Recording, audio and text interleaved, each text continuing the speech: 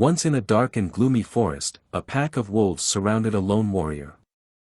Their leader was a furious beast of enormous size and intelligence. Stepping forward amidst the aggressive growls of the other pack members, he addressed the brave warrior, asking him how he intended to fight them without sharp fangs or powerful claws. However, in just a moment, the lone warrior no longer appeared as weak and defenseless as he did before. Amongst the encircling wolves, who were growling menacingly, there was another creature. It stood on all fours, leaning its head toward the ground, propping itself up with two powerful clawed paws. Its skin, covered in spikes resembling scales, was jet black. In the next moment, the creature rose onto its hind legs, standing at full height. This creature turned out to be a humanoid lizard with a menacing toothy smile and eyes that shone with bright red light. It also possessed a powerful physique that struck fear into anyone who looked at it. However, even after witnessing this, the pack leader was not inclined to retreat and let out a fierce howl. Following their leader's command, the wolves viciously attacked.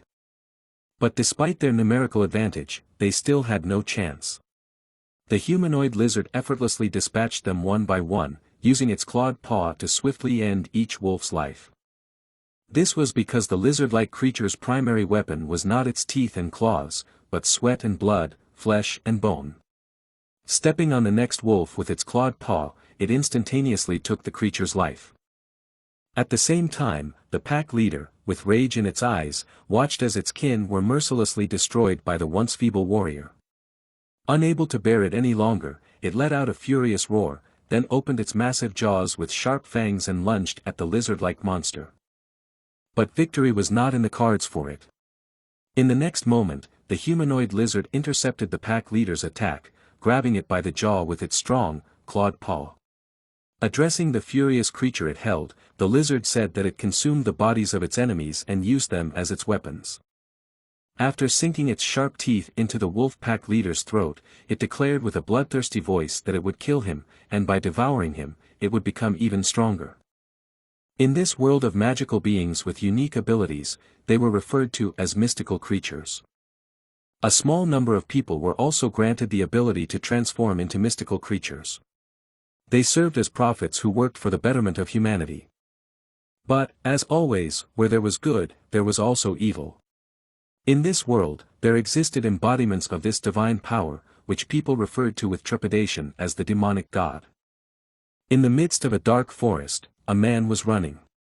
His silhouette was shrouded in darkness, while his breathing was erratic and heavy. Rushing with all his might on his exhausted legs, the young man, with tears in his eyes and a desperate voice, was no longer able to scream. His vision was blurred, and he moved only by fear and survival instincts. The reason he was fleeing was an arrow loaded into a crossbow and aimed directly at his back. In the next moment, the sound of the released bowstring resounded, followed immediately by the painful cry of the fleeing man, who was struck in the back by the arrow. Right after that, a joyful male voice could be heard, laughing and celebrating the accuracy of his shot.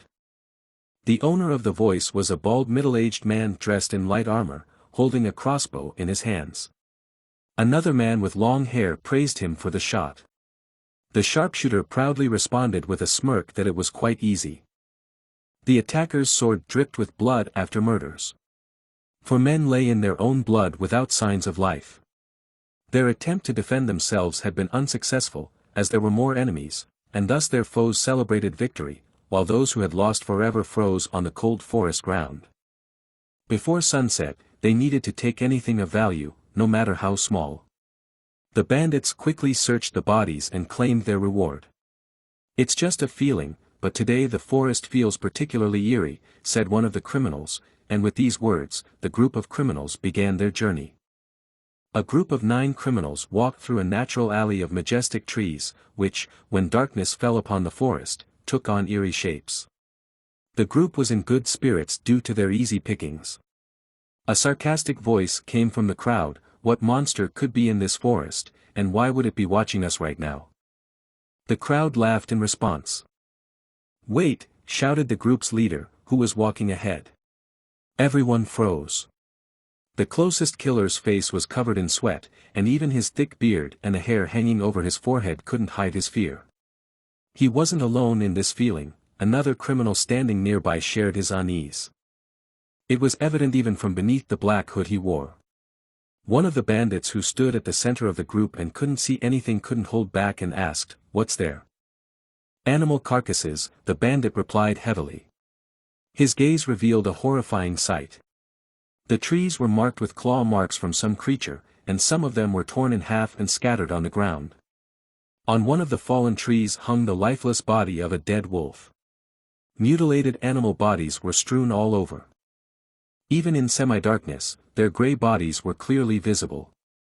Their eyes had lost their gleam, and bloody puddles flowed from their mouths. Martin, the bandit with slick back hair and a 3-day stubble, knelt down to examine the nearest body. Enormous chunks of flesh had been torn from the gray creature's body, exposing its bones.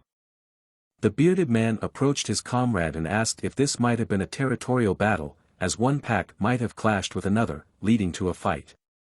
The answer from the criminal disturbed everyone. "I'm not sure, but it looks like they were cut down unilaterally. It's something powerful." The bandit examining the bodies nearby suddenly exclaimed that the leader should take a look. Martin and 2 of his closest comrades got up and headed to where the man was pointing. "This is the corpse of a mythical creature," one of the bandits said. "The carcass of a massive black wolf with deep gashes on its hide. Some areas of the skin had been ripped off along with the flesh. The beast hadn't gone down without a fight, bloody traces were everywhere." But the men were not captivated by the dead beast, instead, they were fixated on the young man leaning against the wolf's carcass. It seemed as though the young man was dead. He had short black hair, a muscular torso, and a commanding presence. The youth's attire was somewhat peculiar, with a broad belt featuring an emblem resembling a dragon's head. His upper body was bare, and his arms, starting from the shoulders, were jet black. He wore armored gauntlets on his wrists. His pants and boots were unremarkable. Sorting their thoughts, the bandit with the hood and his men approached closer. The man immediately noticed that the body behind them was the leader of the pack. "What could this scoundrel be doing here?" Martin asked, looking at the bowed head of the youth. As they gazed at the carcass of the once fearsome beast, whose fangs appeared ready to tear people to shreds, the bandit wondered if this young man could have killed the magical creature. Before he could finish voicing his thought, Martin replied, telling him not to speak nonsense. "No one cares how this vagrant got here." Martin approached the guy even closer and stretched out his hand, saying that he needed to see if he had anything useful. Before the bandit could realize his plan, a sharp pain shot through his leg, and he couldn't hold back his scream. "What is wrong with this stupid lizard?" The red lizard, the size of a yard dog, clawed at the bandit's leg. "Get away from me," the bandit shouted, trying to shake the attacker off his leg. With a smile on his face, the bandit who had shot the young man with a crossbow some time ago approached Martin. But now he was holding a different weapon, a hunting knife. "Don't move, Martin," he said. "I will cut him in 2, he added. Then he swung and struck. Suddenly, the man felt a terrible pain in his arm. Looking at the place of the greatest pain, he saw only a blood fountain where his arm should have been. His punch at the lizard never reached the target. Instead, his arm was cut off by a one-handed battle axe. A scream of pain spread through the forest. The bandits' comrades prepared to fight when they saw their comrade's hand cut off by a stranger they thought was dead. Before the one-armed man could say a word, the fist of the stranger, who had just gotten to his feet and was ready to fight, flew into his face. The bandit's face was deformed by the force of the blow. Blood seemed to be pouring out of his mouth. "Do not touch him without my permission," the stranger said with an almost demonic expression. "Or I will kill you." Teeth clenched in anger and a look full of hatred. That's what you can see on a monster's face. The lizard ran up to the boy and hid behind him, its split tongue sticking out from time to time giving the impression that it was mocking its opponents. Its defender prepared for the battle. He was not in the best shape after the fight with the magical beast, his body covered with cuts hurt and his steps were heavy. The guy clutched the battle axe he was holding in his right hand and prepared to fight. "This bastard is starting a fight," one of the criminals shouted. Seeing the fate of their comrade, the bandits pulled out their weapons and began to approach the guy. The crowd heard a shout from the bearded man, it was he who killed Hans. Their opponent was not silent. But this Hans seems to be still alive. The young man's answer enraged the crowd. Martin shouted out in anger, "You bastard, you think you can get away with this," and then the bandit raised his sword in front of him, preparing to attack. The order was given to surround the guy. At the same moment, 3 bandits stood in front of the guy and pointed their weapons at him. "Fools!" the young man said, pulling another axe from behind his back. "Do you have someone who will mourn for you? If so, retreat before it's too late." The young man prepared to fight, his eyes focused on his enemies, as if he was about to rush at them. Those who saw the boy said that a red aura covered his body, giving him a menacing look. The crimson lizard bared its teeth, showing that it was also ready to fight. "Kill him," someone from the crowd shouted. And the 3 closest criminals rushed forward. The guy clutched the handle tightly in his hands. The 2 paired axes he was wielding were formidable weapons. A blade on one side and a sharp spike on the other. Black steel with simple patterns engraved on it and a wooden handle, the perfect weapon for him. A second later, he rushed forward. His eyes, his movements, did not resemble human ones. With remarkable agility, he rushed through the crowd of enemies, cutting off their limbs. "My leg," one of the attackers shouted. 4 enemies fell to the ground, screaming in pain as they tried to stop the bleeding that remained in place of their limbs. All this time the lizard was attached to the guy's back. In order not to fly off the guy, it had to cling to the warrior's shoulder with its teeth and claws. The bearded man noticed that he was a monster, looking at the agility and strength of the young man. Seeing his comrades lying in their blood, seeing limbs that were separated from their owners, the bearded man trembled. "Bastard," Martin said, standing behind the young man. While the boy was dealing with the bandits, Martin and 2 other criminals managed to get behind the hero. Raising their crossbows, the bandits ordered the boy to stay still. Then the other one and his men fired. The sound of the arrows fired spread around. The boy froze for a moment. He did not expect it to come to this. Without time to dodge, all he could do was grab the lizard hanging on his back and cover it with his body. Grabbing his lizard, the guy pressed it to his body. In less than a second, 3 crossbow bolts stuck into his back. A sharp pain penetrated his body, causing him indescribable suffering. The young man clenched his teeth to keep from screaming in pain. "Did we kill him?" asked the crossbowman with a scar on his eyebrow. A smile appeared on the bandit's face. Martin did not share his joy and ordered him to wait. Before he could finish speaking, a stream of flame-like energy gushed from the young man's body. This flame was black and red in color, twisting and swirling as it rose upward. This continued until the shapeless tongues began to take on animal forms. The heads of several animal-like creatures began to emerge from the black flames. In this chaos of shapes and colors, one could recognize the head of a lynx, a wolf, a lizard, and several other unknown animals. And the center of all this horror was a young man who was now screaming in pain. On his back, from his shoulders, black lines began to spread like the roots of a tree that had spread out in different directions. It seemed that blackness had penetrated the boy's veins and spread throughout his body. The toothy faces began to merge into one shape with a roar. Darkness and chaos, flame and madness mixed. To form a head that was bigger and more terrifying than all the others. A black dragon. The dragon's huge mouth was gaping as if it wanted to swallow the moon. The bandits watching this horror could not move. Fear paralyzed their bodies and souls. And then the bearded man said that it was a demon god. The guy almost lost himself. There was nothing human in his eyes, only the flames of hatred and anger. The bandit's words brought the young man back to reality, his eyes became clear. The moment he regained control, the tongues of flame that swirled above him dissipated just like a bubble that bursts and leaves nothing behind. The crimson spectacle was over and the forest returned to its darkened imprint.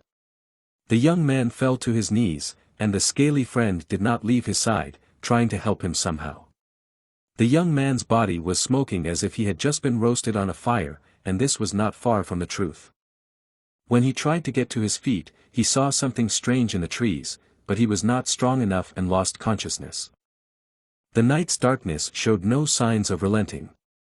To provide some illumination to the settlement, the villagers lit braziers on the main street. A few houses had lights flickering in their windows.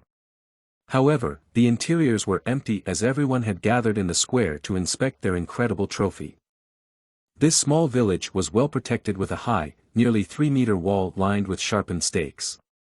It had 2 pairs of massive wooden gates and 2 towers by the gates, manned with armed guards. The architecture of this place bore some resemblance to Scandinavian settlements. "I can't believe it," said the village leader, looking at the dead magical beast that had been brought here on a cart. The man with light hair, around 40 years old, examined the wolf once more. His eyes held surprise, even though he had seen a lot in his lifetime, as evidenced by the claw marks on his face, left by the monster. "Did you really do all of this?" the man asked, turning his gaze towards the young man who was chained and tied to a wooden beam. His small companion had been pushed into a cage from which he was desperately trying to escape by gnawing on the bars. The young man replied confidently as if he weren't bound by chains. "It would be better if you burnt it all," he said, pointing at the dead magical beast. "Tearing you to death would not have been enough," Martin shouted in anger. He was about to start making good on his threat, but the elder's hand stopped him. The elder approached the boy and asked him his name. "Ananta," the boy answered. "Why did you do that?" the old man continued to ask. Ananta's answer surprised the elder. "I was hungry." Martin intervened in a conversation, saying that one should not listen to this monster. Everyone had seen him turn into a beast. He mentioned the recent rumors about the monster eating corpses. Martin continued to insist that Ananta was not human, and he showed the scars of a wolf as proof. Drawing attention to the places where the flesh had been eaten. He insisted that the boy was a demon god in human form. Ananta began to laugh, and his mood improved greatly. When Martin asked him why he was laughing, he replied. He said that if Ananta was really who he was taken for, then these weak chains would not hold him. His words once again sowed horror in those around him. A bird flew overhead in the cloudless sky. "You know nothing, including what the monster eats," it said. Splashes of blood poured over the doused elders. He did not understand how it happened. The mystical beast that had just been dead had torn the cords that tied him to the cart and had, first of all, eaten the nearest soldier. Ananta noticed that this creature's existence was reduced to being the hands and feet of a demon god. Meanwhile, an endless stream of half-rotten wolves poured into the main gate. Their army was led by a mystical beast who pointed to the gate with his hand raised. His army completely obeyed him, and despite the crossbow fire from the village guards, the wolves climbed and jumped on the walls. A tower of animals formed at the foot of the gate. The animals climbed on top of each other, creating steps of bodies. The soldiers defending the gate from the inside could not resist the enemy. Although the wolves climbed over several individuals, there was no chance of escape for men unprepared for such a thing. The animals tore people to pieces. They bit off their heads and ate their insides. Martin was attacked by 2 wolves, and while one was biting into his arm, the other one, which had no flesh on the part of his skull, bit the man's neck. In all the chaos, no one noticed that one of the braziers fell on the fence and started a fire. Surprisingly, this fire could have saved people's lives. The fence burned more and more, and with it, the dead animals that continued to climb over it. As Wendigo watched his army burn, he noticed an object fly through the fence and fall at his feet. It was the severed head of a mystical beast, a black wolf. Thirst and hunger come together to break free, blood and sweat, flesh and bone. "I am fully prepared to eat you." These were the words of the dark lizard addressed to the monster that led the pack. Ananta, in the form of a beast, approached the fence and broke it like a matchbox house. The fence cracked and shattered under the onslaught of fire that left it no chance. The fence's mission failed, and the village was left without its protection. A lizard, black as ash, was making its way through the wall. Its body exuded heat while its soul burned with anger. I will disfigure you, I will destroy you, I will make you look like a prey on the verge of death. The foot-and-mouth disease said to its opponent, another magical creature. A tall, almost 2-meter humanoid stood opposite. His face looked like a half-rotten cattle skull. In place of the nose, there was only a dip, a void. Small white eye sockets peered intently at the enemy, and long horns grew from the top of the skull, although they looked more like tree branches with one main stem and several units. Gray fur covered the beast's elongated body, with black and thicker fur on its chest and arms and something similar to tree roots growing on its back. The beast's arms were extremely long, and even when it stood on its feet, the fingers of its hands dragged along the ground. The black foot-and-mouth disease got to its feet. Its appearance inspired respect and admiration. Massive build, muscularity, and power. No vulnerable spots, its entire body covered with hard scales, and its mouth lined with sharp teeth. Its eyes were blazing red, and it was anticipating a massacre. The magical beast let out a piercing scream. This cry was not a warning, and it was an order. Beasts under the control of the Wendigo began to appear from the dark forest. His army of magically controlled beasts consisted of wolves, a goat, a deer, and a wild boar. Total obedience. With a shout, the slaves rushed at the lizard, the glint in their eyes saying that they no longer knew fear or anything else, only obedience to their master. The boar and goat were the first to reach the enemy and tried to attack with horns and tusks. And nothing happened. They could not cause any wounds or discomfort to the lizard. With its powerful arms, the black serpent caught their heads, which looked like fragile flowers, in its huge hands and slammed them to the ground. After breaking everything that was fashionable, their faces were no longer recognizable, and they turned into a mess of flesh and bones. After ending their lives, he began to step forward. With his swift strokes, Ananta divided his opponents into two until only their leader remained. The enemies met each other's eyes as if the dark serpent had seen the very essence of the Wendigo. The latter wriggled furiously. This was the signal, and both monsters rushed forward, claws bared to attack. Their clash shook the ground, and the opponents struck each other an endless number of times. Drops of blood flew in every direction, but they didn't seem to notice the blows that could have brought down trees or the wounds that bled. The black lizard roared. The Wendigo's swift kick hit it right in the face. Victory was near, the Wendigo thought, until he realized that the lizard's claws were clinging to his wrist.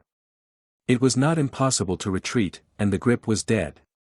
In a split second, when the Wendigo hesitated, the lizard struck the beast's head with its hand. The blow was so strong that the skull could not withstand it and cracked. And the body flew several meters in front, leaving the animal's arm in the lizard's clutches like a trophy. The lizard's body began to fly off Ananta as if in flames until he looked like a man. Slowly, the boy approached the mutilated body of his enemy. The beast began to decompose, and a black liquid flowed from the body of the beast, exposing the ribs.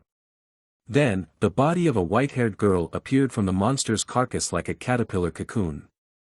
Having finally torn her out of the flesh that covered her, the boy grabbed the girl by the neck and lifted her off the ground. Straining his wrists, he began to slowly strangle her. The gleam in her blue eyes almost faded. Looking at her blue skin, the young man thought that perhaps she had been unconscious all this time while they were struggling. A strong wind suddenly picked up, and the boy concentrated on finding the cause of his uneasiness. Instinct told him that someone was watching him, but who? A whistle from the attack cut the silence, and the young man was unable to react to the enemy and was injured. Blood gushed from his right shoulder. The cut was not deep but noticeable. Turning around, the guy finally noticed the enemy. An abnormally large vulture was maneuvering in the air. All the greatness of which can be seen only when it spreads its powerful wings. The vulture descended to the ground and said, "You were a real god demon who devoured corpses. I have been watching you since you stepped on this earth." As he said these words, the vulture's feathers began to fall off until a middle-aged man appeared underneath. He had heterochromia, and his eyes were different colors. His cloak resembled bird wings, his clothes were covered with bird skulls and other similar symbols, and his collar was made of down. Before he could finish speaking, the body of the girl Ananta had dumped flew into his arms. The guy almost fell asleep while the old man was muttering to himself. At least that's what Ananta said. The young man was not interested in this conversation. The only thing he wanted was to kill his opponent. The old man began his animal transformation, this time growing arms for combat. At the same time, he boasted that his power allowed him to control spirits, and if he killed the lizard, he would get a much better one, better than some deer or wolf. It was no longer just a giant bird. This creature had arms, legs, and wings. Raising its wings, the beast said one word, phantom, an aura appeared around the bird, and it began to spread throughout the territory. From contact with it, every dead person, whether it was animals that had already died twice or people who had given their souls to God not long ago, began to rise, becoming part of the army of the dead. The beast shouted that Ananta would be torn apart. The barricade of corpses rushed at the young man. A few seconds later, the boy was being torn apart by wolves that had their fangs in Ananta's arms and legs. At this time, the dead soldiers stabbed the boy with their spears, inflicting a piercing wound to his stomach and chest. Seeing that the boy was not a threat, the vulture flew up to Ananta and dealt him the final blow with its clawed hand. "Let us hear your mournful cry," the vulture said.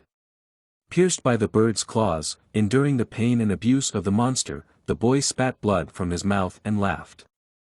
In an instant, everything was filled with a red glow, a pillar of aura rose above the boy, it twisted and divided until the mouths of various mystical creatures began to form. Toothy smiles appeared here and there and then disappeared in the flow of energy, and above them rose the head of a black dragon, which was much larger than the other mouths. And the center of all the chaos was Ananta. His body did not change into the body of a lizard, instead, he seemed to be covered with an armor of fire and darkness, he had a terrible smile on his face, it was clear that the slaughter and killing, his complete dominance over the enemy, brought him pleasure and happiness. The vulture was frightened, he had never seen such power before. It was too late for the vulture to escape, the dragon's head opened its mouth and charged at him. With one bite, the dragon bit off the bird's upper body and swallowed it. Blood flowed like a river from the bird's wounds and mouth, and only the torso and two wing branches remained, but the life did not leave the vulture. Horror, fear, and despair overwhelmed the vulture as it fell into the dragon's throat and saw hundreds of jaws, claws, and beaks coming at it. The creatures of fire and darkness took him into their arms. Tearing, biting, tearing the stump of what had once been a mystical beast. The latter's suffering ended only when the monster grabbed the bird's head with its jaws and crushed its head. The blue eyes opened. The first thing the white-haired beauty saw was the darkness and fire clinging to the young man's body as if seeking refuge in it. She was mesmerized, unable to move or say a word. Lying on the ground, she watched the creepy creatures melt into thin air. Ananta, who was still shrouded in darkness, noticed her, and as he approached the girl, the remnants of the dragon's power almost completely disappeared. The young man said that the girl was free from the control of the demon god. The girl winced in pain. All she could remember was trying to reach for the shining wings. Her words worried Ananta. "Are you also a victim of these wings?" The girl could not understand Ananta's words. All she could do was ask who the boy was. The boy's answer stunned her. A descendant of the black dragon and a survivor. The devourer of all the demons of the gods of the world and the one who will destroy the incarnation of the wings. When she heard the main character's words, the girl lowered her gaze, which read incomprehension, confusion, and bewilderment. Sweat was dripping down her face, while her gaze seemed blank. After that, continuing to sit on the ground in front of the protagonist, she confusedly asked the one what he was talking about, adding that she didn't understand what he was saying. Not about the black dragon, nor about the incarnation of wings. While the girl was talking, the guy without any emotion on his face, continued to listen to her. Suddenly, the girl's eyes widened, and they were filled with confusion and incomprehension of what was happening. Then, in a confused voice saying that she was completely lost, she immediately lost consciousness and fell to the ground. As soon as the girl fell to the ground, the lizard sitting on the guy's shoulder hissed and looked at him as if asking what had happened to her. Ananta continued to look at the girl with his stern gaze, which almost never changed, and said that she was probably mentally tired of all the information he had given her. Then looking at the girl, who continued to lie unconscious, he thought about what he should do with her. At the same time the girl was in some space, which was painted in blood-red colors, splashing blood, which was covered with all the ground, was running somewhere. Images unknown to her began to appear in her mind, the first of which was a sign that looked like the wings of a dragon. Despair and fear was reflected on the girl's face, who continued to run in panic into the unknown, as if trying to escape from something. Suddenly another image surfaced in the girl's mind, which was the mystical creature she was turning into. It was covered in darkness and gloom, which instilled fear in the girl's heart. Feeling the gaze on her, the girl continued running and looked back, looking at the one who was chasing her with despair and fear in her eyes. The mystical creature that followed her was exactly what she had turned into not so long ago.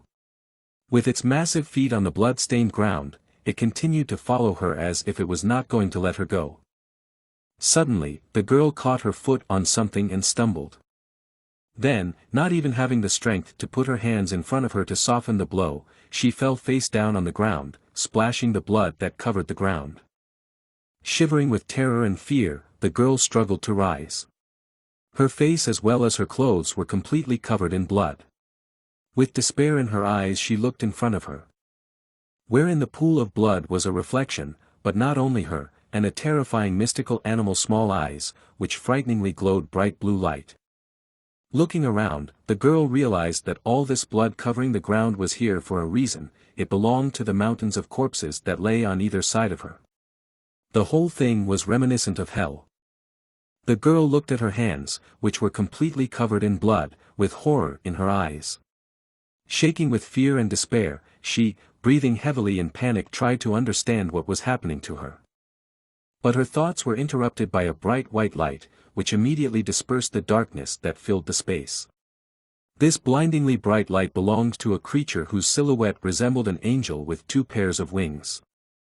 The girl immediately turned around to see what had happened, as she had no idea where the light had come from. However, all she saw was someone's snow-white face with a smile on it. That smile was the last thing the girl saw, for the next moment she woke up and opened her eyes uncertainly, squinting against the bright daylight shining in her face. She was surprised to see a girl with pink hair staring at her, who greeted her with a smile on her face when she saw that she was awake. As it turned out, it was not just a girl, but a bunny girl, as a pair of cute long ears grew out of her head and a fluffy tail was visible behind her. Raising her hands to the top, she, glowing with happiness, said that it seemed to her that it was very painful in the dream, and that she had a nightmare. Hearing the bunny girl's words, the white-haired girl wondered if what she had seen was really a dream. However, she was interrupted by a man's voice. She turned around and saw a stern-looking guy, whom she had already seen before she had blacked out. He turned to his lizard and, calling her Ruby, ordered her to start. Turning to her master, she nodded in response. In the next moment, her eyes lit up with yellow light, while sparks of flame emerged from her mouth, which was also glowing. After which, a huge pillar of flame that was not quite the size of the lizard's body burst out from its mouth. The fire immediately began to consume a large pile of something, flaring up with even greater force. The silhouette of some creature appeared from the flames, its eyes shining with a bright light, as if it was trying to get out. But that was not to be, for the next moment, an even more intense torrent of flame consumed not only him but the other corpses as well. Ananta continued to stare at the flaming corpses with his usual scowl on his face. Once the flames subsided, the bunny girl with the same smile on her face announced that the monster that had been possessed by the demon was finally finished. But not everyone shared her joy and enthusiasm. The main character, with a fierce and cold expression on his face and exuding murderous intent, looked at the bunny girl. She saw his murderous gaze and with her usual smile praised him, saying that he had done a good job this time.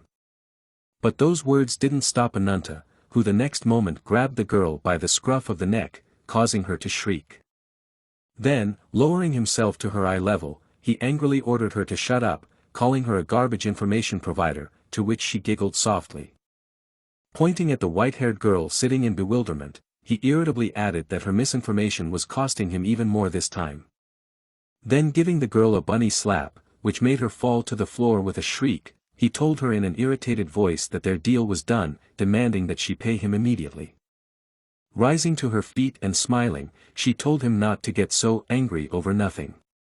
Then turning to the white-haired girl, who was looking at her with wide-open eyes in bewilderment, obviously not understanding what was going on, she asked her if she could know her name.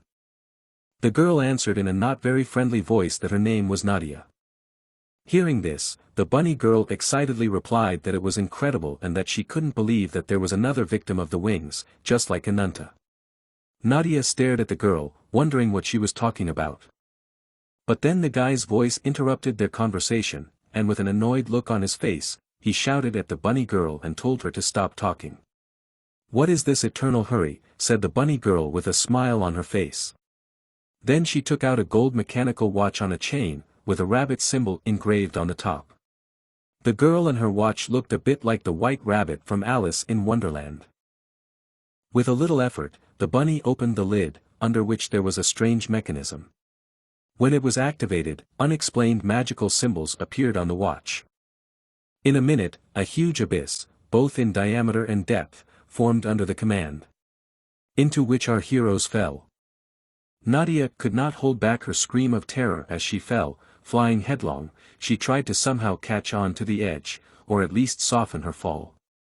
Ananta was quite different, not a single muscle in his body or face moved, as if he didn't care about the unexpected trip at all. The crimson lizard clung to the guy's cloak out of habit. The only one who enjoyed the fall was the rabbit girl. Seeing that the ground was close, Nadia closed her eyes, expecting a collision with the ground. Nothing happened, and when she opened her eyes she saw that she was standing on her own 2 feet, even though she was flying upside down. The surprise of the magical landing replaced and eclipsed the surprise of what she saw. The titanic tree spread its branches in different directions, the radiance emanating from the top of the crown illuminating the area for kilometers around. And in the roots of the 100 was a rich and majestic city. Others stood nearby without showing any emotion. They probably come here often, the girl thought. The bunny turned to the confused girl, caught her hat with his hand and said the saying that a clever rabbit digs 3 holes at once. Then she added that she had forgotten to introduce herself and would fix it now. "I'm from the largest information network on the continent, Rabbit's Foot, and I'm just a nice informant called Whitefoot," the girl said with her usual smile. Pointing to the guy, she added that they had been working together for a long time. Looking at the trunk of an ancient tree, the rabbit continued to talk about it. The tree was sacred, it was called the White Lotus Tree. The next thing she told us was about the city that surrounded the giant's roots.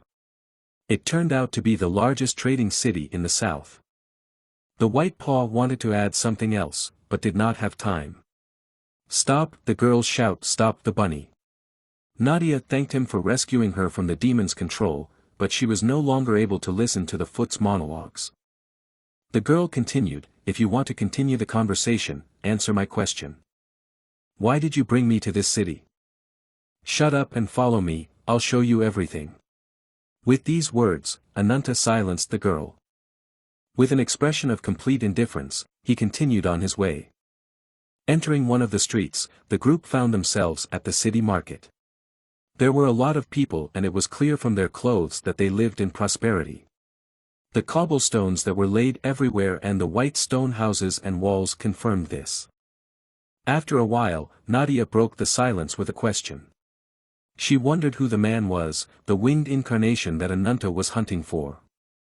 The young man replied that he was a disgusting animal who thought he was a god.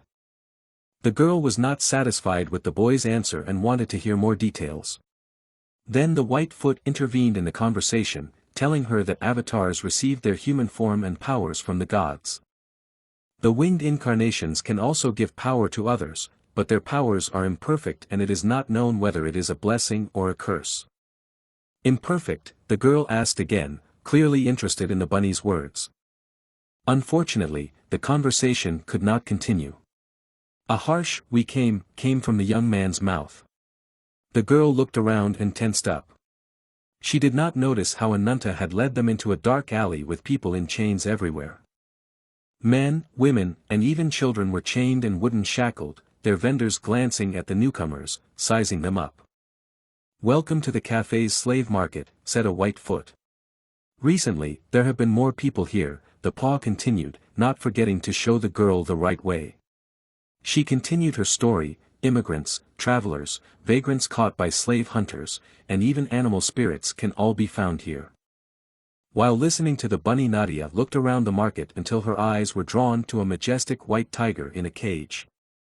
As the group approached the massive door, Nadia looked at the white foot and asked what this place had to do with the incarnation of wings. With one strong kick, Ananta sent her flying. Nadia's body curved and flew forcefully into the open door, after which it rolled down the stairs for some time. The girl did not immediately realize what had happened. Lying on the cold basement floor, she looked up and saw several people tied up. They looked exhausted and empty-eyed. Without understanding anything, she said, "These people." "Sacrifices," shouted Ananta from the doorway, "sacrifices to the incarnation of wings. At the top of the sacred tree, sacrificial offerings are made." Rising above the green crown of the lotus tree, one could see the green leaves disappear. And instead hundreds of bodies with holes in them hang like garlands on the bare branches. Closing the door, the young man continued the conversation with his usual indifferent expression: "You will be bait, like these people. So that we can catch the incarnation of wings." Nadia froze, and a cold sweat broke out on her skin as she saw the young man lock her prison and walk away. Ananta was in his usual gloomy mood, and when he left the dungeon, he told the bunny girl that the rest was up to her. She didn't mind at all and gladly agreed. But Nadia was not going to give up so easily and sit and wait for her fate. She made an attempt to learn more about her captors and climbed the steps to the door with the bars. She shouted loudly, "Wait," which attracted the attention of the bunny girl. Nadia clung to the bars in desperation and wondered if all these people imprisoned here were their work. The main character was quiet for a bit at first but then replied that even if it was, what was she going to do about it? The girl shouted in rage at him to stop being outrageous and answer her question. She tried to press his feelings of pity and conscience and said that using weak and innocent people as a way to achieve her goals is. But she had no time to finish her sentence when Ananta looked at her intently and asked if she felt any guilt at all. Then he turned to go on and lastly said that it was impossible to get revenge without getting your hands dirty. Nadia was shocked at such a heartless answer and didn't know what to even say to that. Seeing that he was leaving, she tugged the bars and told herself that she couldn't accept it. But the bunny girl remained by the door, and seeing her despair, she said that for her, it was all understandable. These poor people and even the children among all of them had already accepted their fate and did not resist. They suspected what awaited them, but they could not even imagine what terrible things they would have to endure at the hands of the incarnation of wings. And when she imagines all that awaits them, tears come to her eyes. However, saying all this, her words did not match her emotions, and it was as if she was laughing at the poor captive and mocking her. This made Nadia wrinkle her face in disgust. She didn't understand how such a cute creature on the outside could be so disgusting on the inside. Nadia answered her not to think that she could just taunt and use her as she pleased. But the bunny girl laughed and replied to her that that was exactly what Ananta said and she would have all the fun she wanted.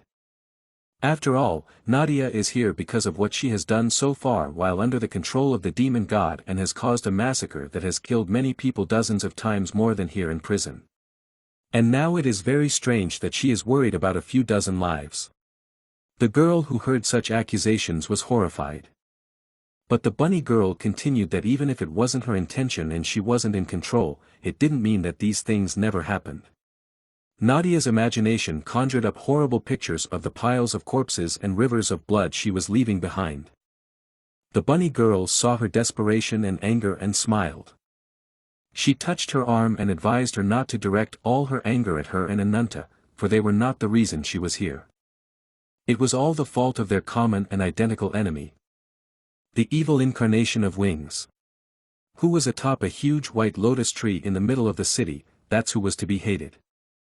The next day, our hero was sitting in the middle of a passage lined with stone bricks, where there were several warriors beside him preparing their weapons for battle. Ananta was also preparing for battle and checking his armor. A bunny girl approached him and confidently addressed him, saying that she thought he said something baseless. All those innocent victims had nothing to do with him. He ignored her assertion and asked what happened to that girl.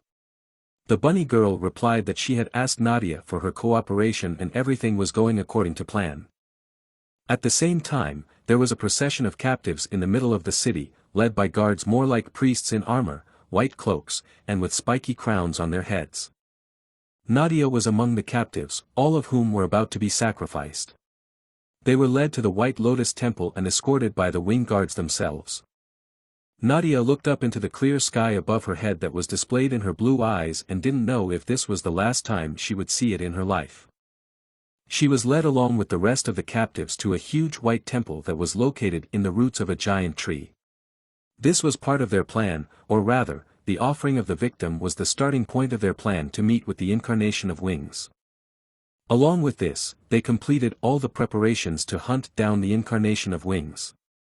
There was a magical barrier around the White Lotus Temple that was impossible to pass through while it was active. However, during an arena battle that involved a sacrifice, the barrier would be removed for a short time.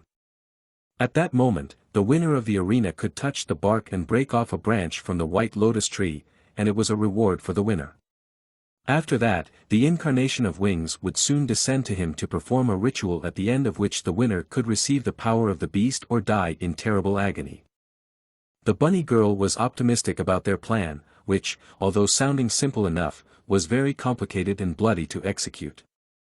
If only this guy had made up his mind from the beginning, they wouldn't have had to come up with this plan because he could have just attracted the attention of his enemy with indiscriminate massacre in the city. Even so, there was still a line that should never be crossed. She looked at Ananta, who was sharpening his axe with grim determination. And she thought, speaking of monsters, was he trying to draw a line between the dimensions of man and beast?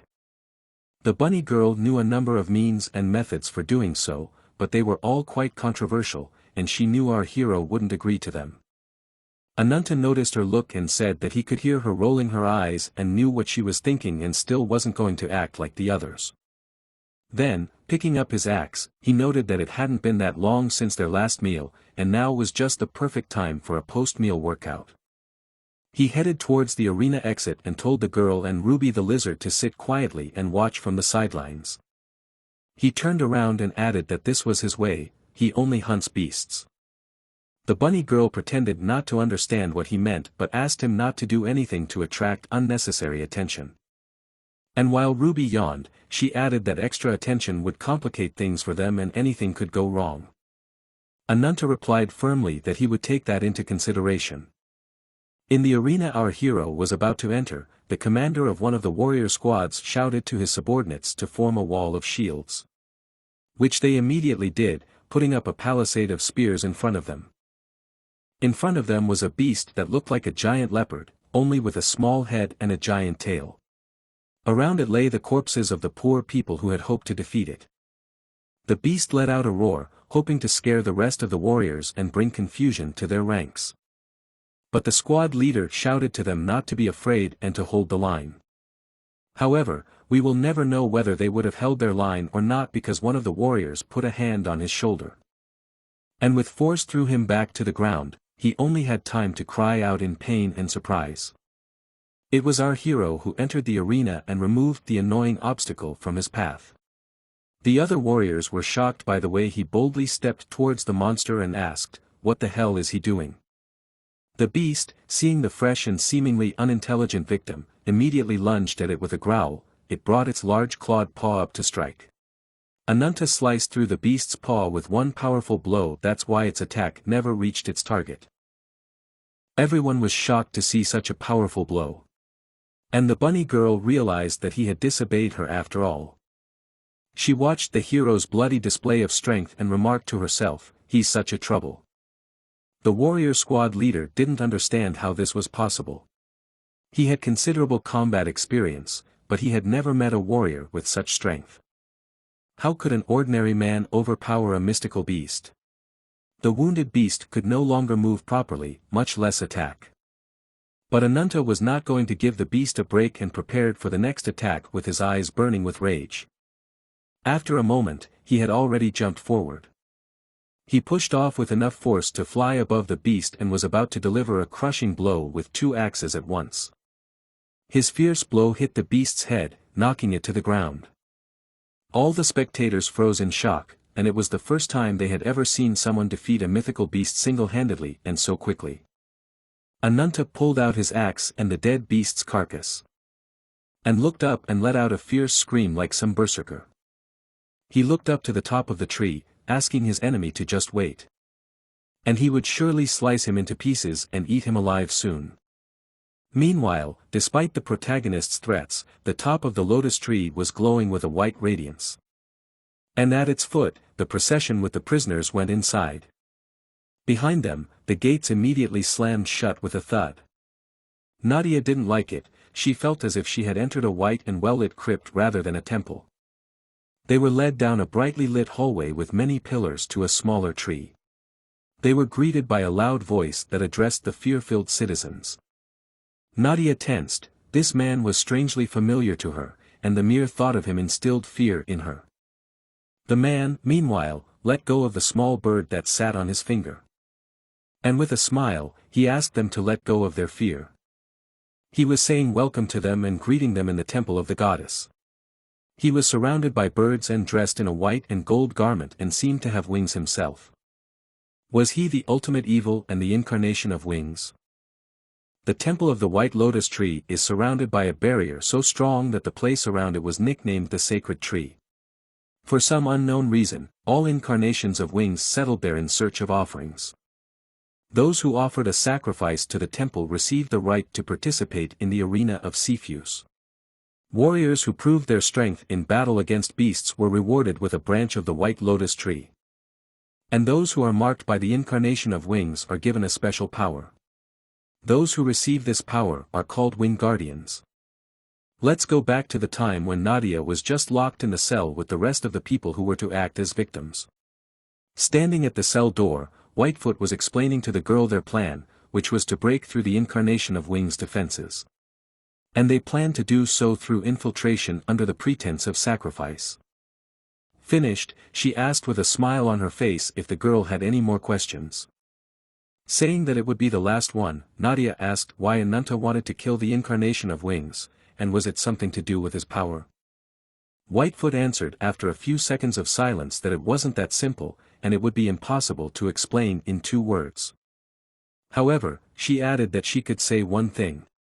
A girl with pink hair, long ears and a hat on her head was standing in the middle of a ruined village that looked like hell.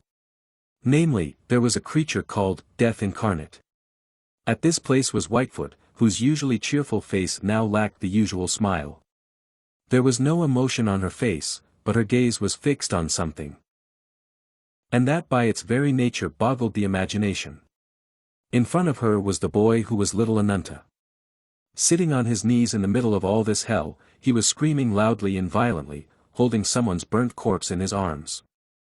Let us return from our memories to our time at the White Lotus Temple, where the same tall man with white hair and dressed in a stately robe, who greeted the people who had arrived as victims, addressing them in a majestic and present voice, urged them to raise their heads and accept salvation. The tired and more zombie-like people looked at the man with wide-open eyes that read surprise, fear and shock. Some of them folded their hands and cried out to God. At the same time, closing his eyes, the man in a majestic and present voice introduced himself as the saint whom everyone worships, for he is the owner of the white lotus tree, the incarnation of wings. Illuminated by a bright light like some deity, he introduced himself as Balzac El Genie. Nadia strained to listen to the continued speech of this pseudo-deity, who addressed the people who had become offerings to him. He was telling them to prepare to enter a world of liberation where there would be no more suffering and despair. However, it was clear from the faces of the captives that they were not enthusiastic about such a future. Balzac El Genie, with his manic smile, ended his speech with a call to entrust their bodies to the wings of salvation. It was amazing how different his seemingly kind words were from his intentions. But as soon as he fell silent, he was approached with a cry of despair by one of the captives, who tried to show all the respect she was capable of, shouting, "Oh, incarnation of wings!" The girl fell to her knees and desperately begged him to show mercy and spare her little sister who was standing beside her. She looked at this monster in a beautiful wrapper and asked him to please spare her sister's life. The incarnation of wings seemed determined to grant her request and extended his hand with the words, "O good people, show devotion with noble hearts." The girl glowed with happiness, not believing her ears and eyes. Could it be that her sister would be saved? She looked gratefully at the hand extended to her. But just as she had time to say thank you, her head exploded, littering everything around her. There it was, the true bloodthirsty essence of wings incarnate. Her little sister was shocked and stared at the corpse in horror. Just a moment ago she thought she was saved, but now everything was lost, everything she loved. The other captives were horrified. They didn't fully understand what had happened or how the girl could die. Their faces were contorted with fear, horror and hatred. Nadia was furious, but there was absolutely nothing she could do now. She just had to wait a little longer. The incarnation of wings finally stopped playing his role as a noble priest and sat down on his throne made of tree roots and announced to everyone that in the face of death all are equal. He shifted one foot to the other and mundanely told the little girl that her sister was free from shame and pity. And soon she would reach nirvana. Balzac Il-Genie sat back on his throne and enjoyed the terror and despair on the faces of his captives. He had expected absolutely no resistance. But something began to happen in the crowd of captives. Nadia froze in place and began to attract the attention of the guards. They began to suspect something and began to draw their swords to deal with the strange prisoner. However, Nadia was not just standing there. A dark aura with tongues of dark flame began to emanate from her. She was transforming into her beast for revenge. And in a moment, a horrible Wendigo head with burning blue eyes appeared in front of the guards who had no time to do anything. The darkness emanating from the creature surrounded and grabbed the guards by the throat, leaving them no chance. The incarnation of the wings looked bored and did not even move from his throne. He noticed that she was not a savior. Nadia overheard his snarky remark and angrily answered him that she was a heartless killer. The currents of the dark tribe surrounded her and she was ready to end it all here and now. Balzac Il-Genie laughed at her and asked, "So there was an incarnation among the victims?" To him it was all amusing and nothing more. He felt absolutely no danger to himself. Nadia shouted, "Yggdrasil and Kernan," and began to transform into her monster, tearing the bonds that bound her. Deer antlers from the darkness appeared above her head and along with her long ears she was now very much like a wild deer. But something caught her attention during the transformation and she paused a little. She saw the frightened faces of the other captives who were screaming in terror, "Monster," and didn't immediately realize what had scared them so much. But as soon as she turned around and looked at her frightening shadow it all became clear to her. The frightening silhouette of her monster was indeed terrifying and frightening. It made her memory flash back to the past and the mountains of corpses with rivers of blood, all the results of her actions. Even if she didn't want to do such things, it didn't mean they didn't happen. But now she knew who was to blame and she was determined to get revenge on him. But her thoughts were interrupted by the voice of the wings incarnate, who ordered her not to resist, and as it turned out, it was hard enough not to obey him. A boy with white hair and a blank stare approached the younger sister of the dead girl and supported her, preventing her from falling. He then turned his gaze to Nadia, who also looked at the children with her black eyes. Suddenly her eyes turned a normal color and a warm smile appeared on her face, giving her a feeling of safety and calmness. In the next instant, hundreds of huge roots burst out of the ground, rushing towards the sky. This ability was named Yggdrasil. Some of the roots immediately grabbed tightly onto the nearby guards, who were bound and had no way to do anything. While the guards were dangling in the air, a large dome-shaped barrier made up of the same roots appeared around the group of people who were to become victims for the incarnation of wings, which was called Asus. Standing in front, and holding the staff that began to form from the roots, she turned to all the captives and said in a firm voice not to worry. Clenching her hand into a fist, she added in a determined voice that she would definitely protect them. However, in the next moment, her face took on a shocked, intense look. Because in the next second, a large beam of bright light struck the barrier that was in front of her, causing a loud explosion. Balzac el-Genie, who was the perpetrator of this attack, turned to the girl in a mocking voice and called her a cocky dear and told her to stop talking nonsense. After that, he asked in a cocky voice, "Does a nameless incarnation from a distant land dare to resist him?" The silhouette of a girl who held a staff in front of her began to emerge from the dust clouds that appeared after the incarnation's attack, and she told the guy that she actually had a name.